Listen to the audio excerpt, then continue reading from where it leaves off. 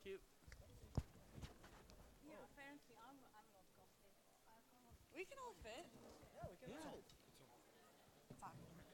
Just that the backrest isn't so nice. Yeah. And if Katitza turns up, then you're all sitting like. Yeah, relax.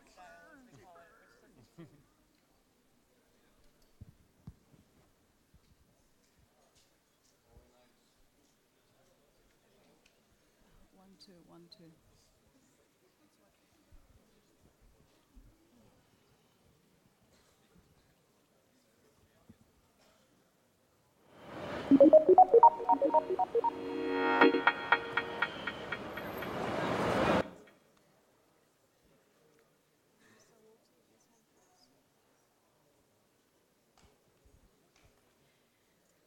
I think we're on. Share Conference presents Elizabeth Stark, Katitza Rodriguez, Samir Alloui, Jeremie Zimmermann, Desiree Željka Milošević. Freeinternet.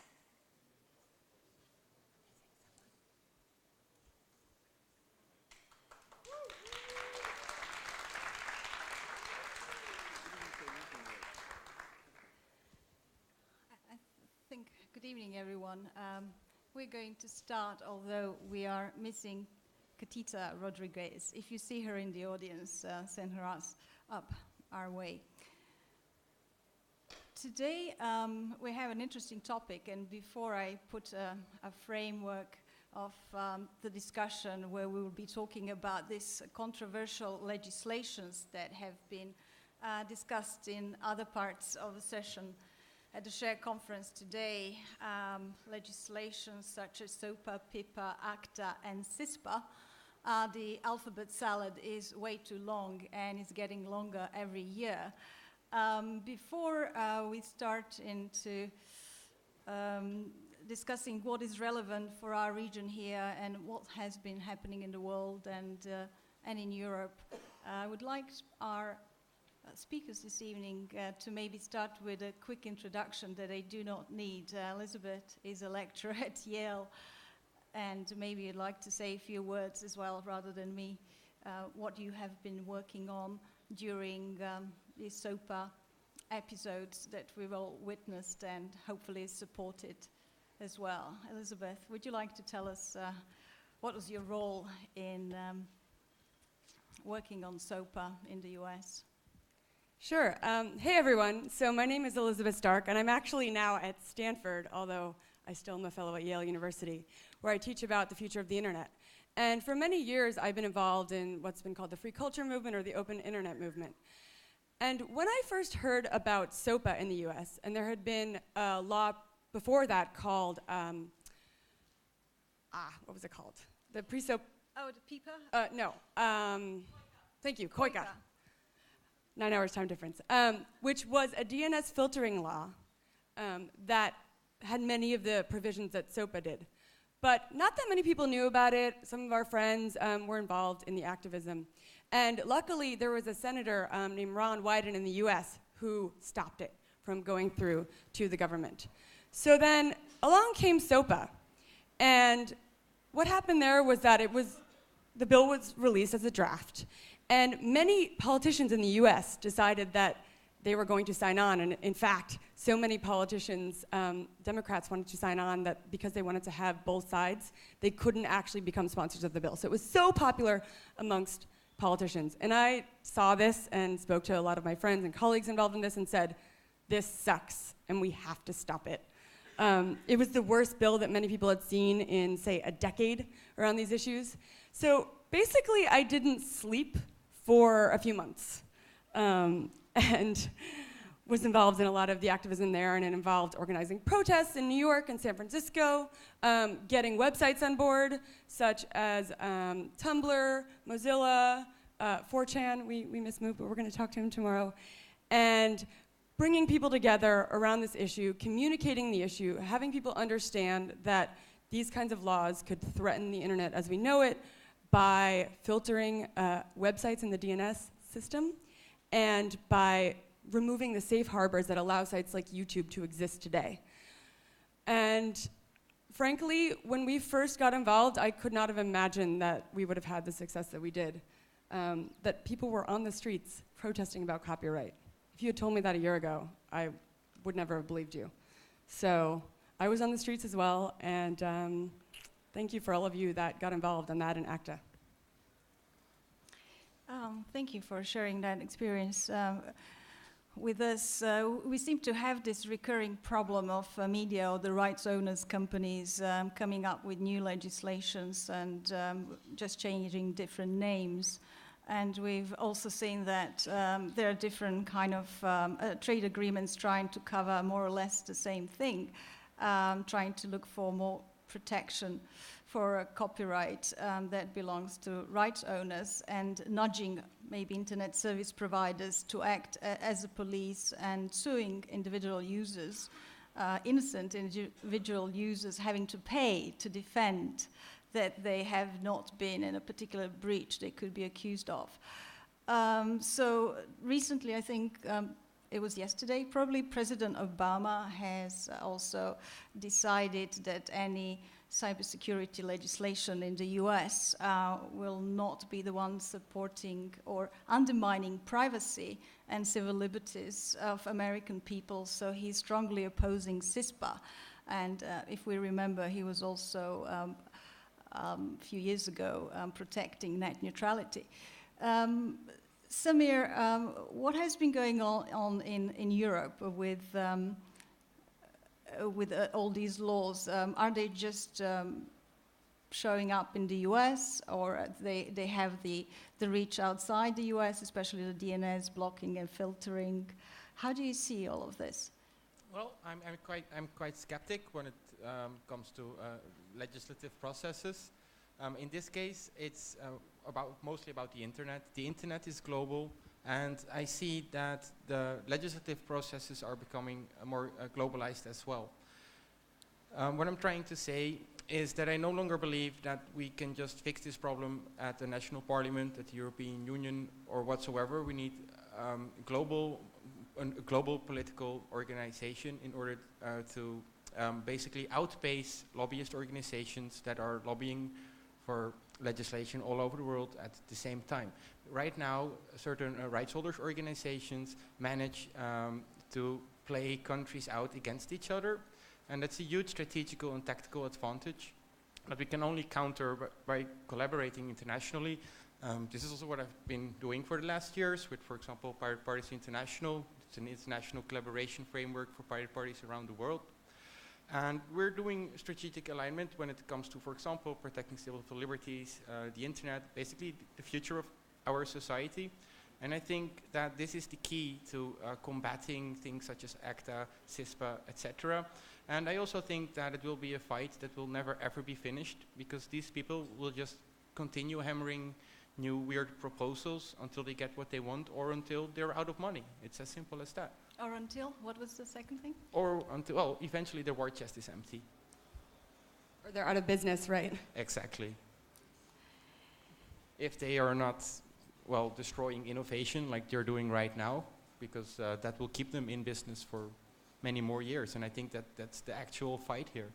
People are trying to maintain their dominant market positions. That's what it's about here. So every year there's a new legislation and all the activists get together and NGOs. And are we going to do the similar kind of thing that we did for SOPA, blacken out our websites, show the protest, count on Wikipedia to take a lead? Is there a formation? Do you see this problem threatening countries outside like Russia and China, which are not signing the ACTA agreement, for example? I think there is a lot of overlap of legislation, and I think that this is more dangerous than a single law or treaty in itself. And this is yet again internationally organized. So NGOs, political parties that are interested have to do strategic alignment in order to combat this, and basically use the same strategies against the entities that are trying to propose things such as CISPA, ACTA, etc. Thanks. Jeremie, what are your thoughts on all of these legislations? Well, oh, here's Katitza. Yay. Well, okay, I'm Jeremie Zimmermann. I'm the co-founder of La Quadrature du Net. We're an organization defending freedoms online, and we're mostly providing tools for individual citizen action to empower people with their own citizen action. So I will not get into the trolling on whether or not we need some centralized structure such as a political party in order to be efficient, but I mean, the internet will tell you more about that. The thing is, I think that it goes way beyond the SOPA and PIPA fight. I'm young compared to the EFF or structures that started 20 years ago to fight on these issues. But my young political memory about these things goes back to the DMCA in 1998 in the US, that itself was a transposition of a WIPO treaty from 1996, that itself just appeared out of the blue after a draft legislation in the US got kicked out the Senate because of the outrage of some law teachers. So we see this trend of pushing repressive policies and having citizens opposing them, and the lobbies going from forum to forum and circumvent various democratic institutions on the way for quite some time. I see also a perspective from, once again, my young political memory on the issues. One of my first participations was around the Software Patents Directive in 2003 and from 2003 to 2005. And there already, well, that's the first major victory for the internet versus the evil corporate lobbies. But at this time, we saw a radically interesting and powerful spontaneous-ish alliance of some innovative business interests, some citizens, some scholars, some just, you know, random Joes coming there. And at this time already, it was the diversity of actions, the massively parallelized action of diverse interests and people that got to a result. So I agree that there is a need for some kind of a strategic alignment. I don't think that we need centralized spots to do that. That's my opinion. But I think that we are mostly helped so far by the arrogance of our opponents. This may not last, because they may learn how to be clever.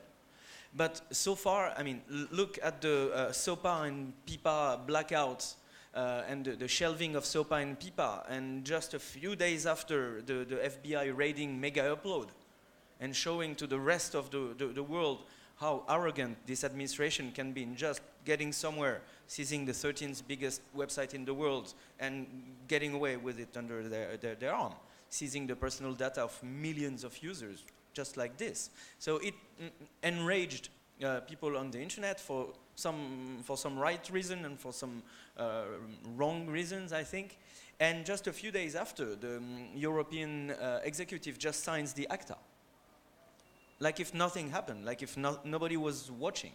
And so this sum of arrogant attempts at bypassing rules, bypassing proportionality, bypassing democracy, helped us so much.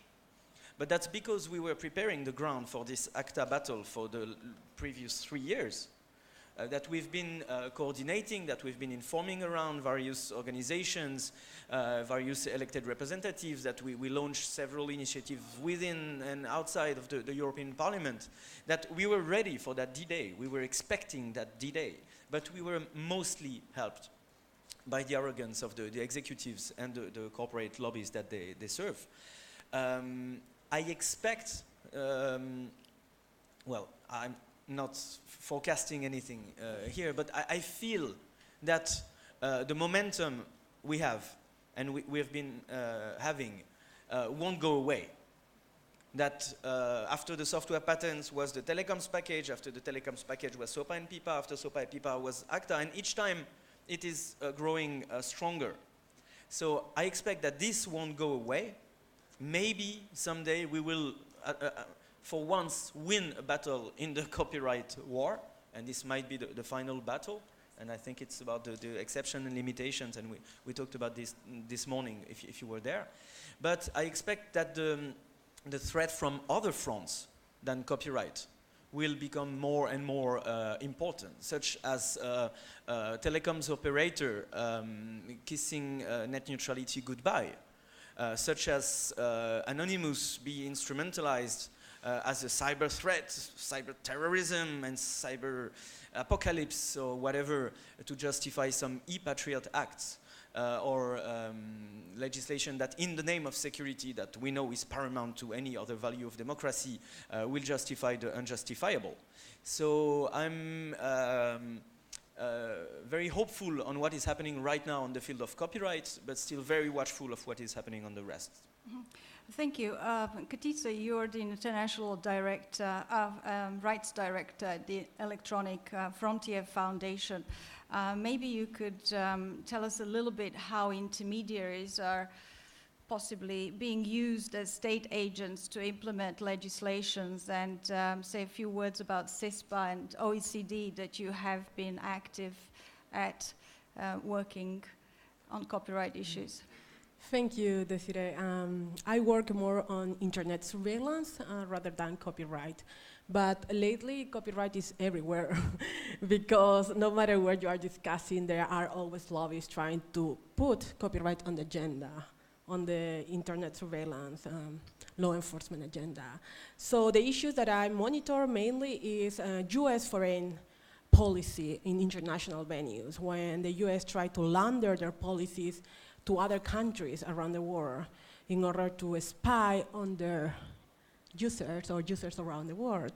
One of those in Europe is the Data Retention Directive that compel all the ISPs and telcos in Europe to return their data for a certain period of time. And this piece of legislation was moved forward by the US government, even though the US never have or did not have even until now, do not have until now, that legislation in place.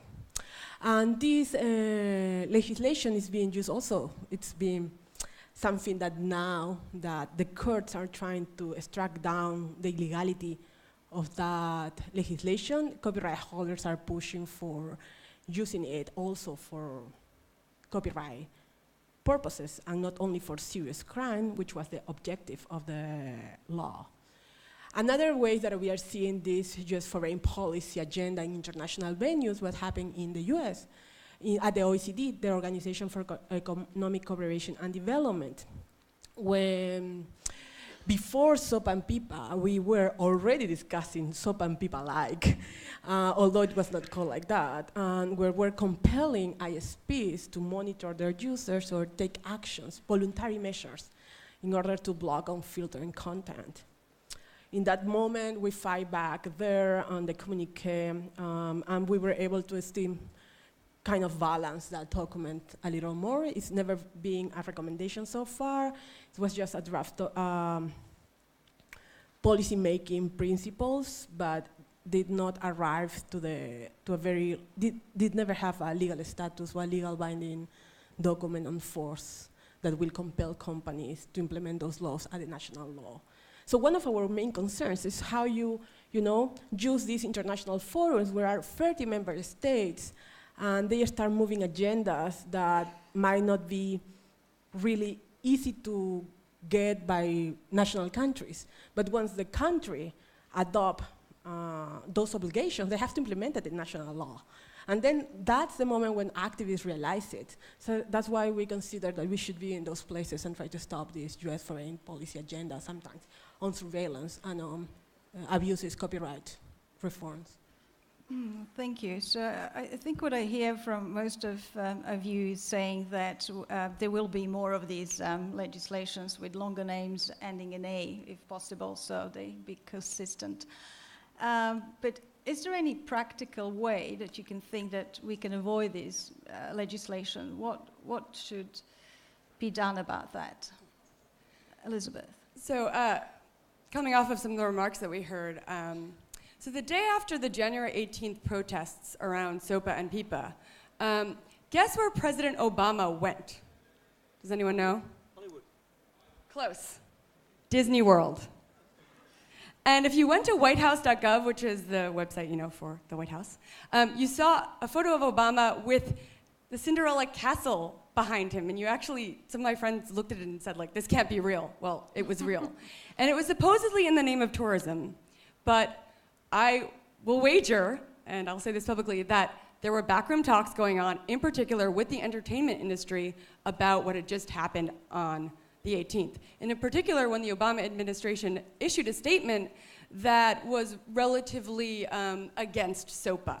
And many of the Democratic donors are Hollywood-oriented, Disney, and I also understand that a lot of the people that were donating to Democrats were very upset and were threatening to pull their donations from Democrats. So I'm also willing to bet, although I don't have any actual confirmation, that the announcement of Mega Upload a few days later was probably timed to placate at least some of the folks in the entertainment industry that were really angry at what happened with SOPA and PIPA. So to get to your question, what can we do about this? Well, we can get this money out of politics both in the US and internationally. We can stop the backroom deals that are occurring with ACTA, with the Trans-Pacific Partnership, and all these international treaties and negotiations that don't involve the internet community and the public at large, where public interest organizations try to get access to even a draft and they're denied. They try to get access to a seat at the table and they're denied. And yet you look at the list of corporations and it's all the rights holders and the people that want to control. So not that it would be easy by any means, but there's an essential need to get this kind of corruption, as Larry Lessig would call it, outside of the political system where money will buy you laws. It should be that votes buy you laws, not money.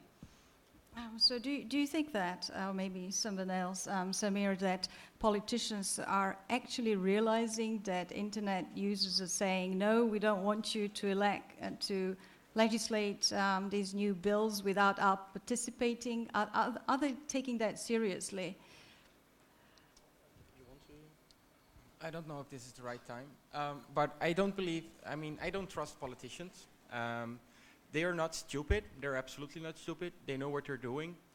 An incredibly large part of the population really wants civil liberties, free internet, etc., etc. Just talk to a random guy on the street and it's clear. Yet politicians do not reflect these wishes in parliament, no matter how good activists are. So yet again, I'm a skeptic. But what I would like to point out is that not only future legislation is a threat, but that current legislation is a threat as well. We heard things about, well, that were neighboring, for example, corruption. Just 2 weeks ago, my party got sued. We had to pay, let me think, 10,000 euros per day if you would not pull down a proxy for the Pirate Bay, right? But that's not so special. The special thing is that the Anti-Piracy Bureau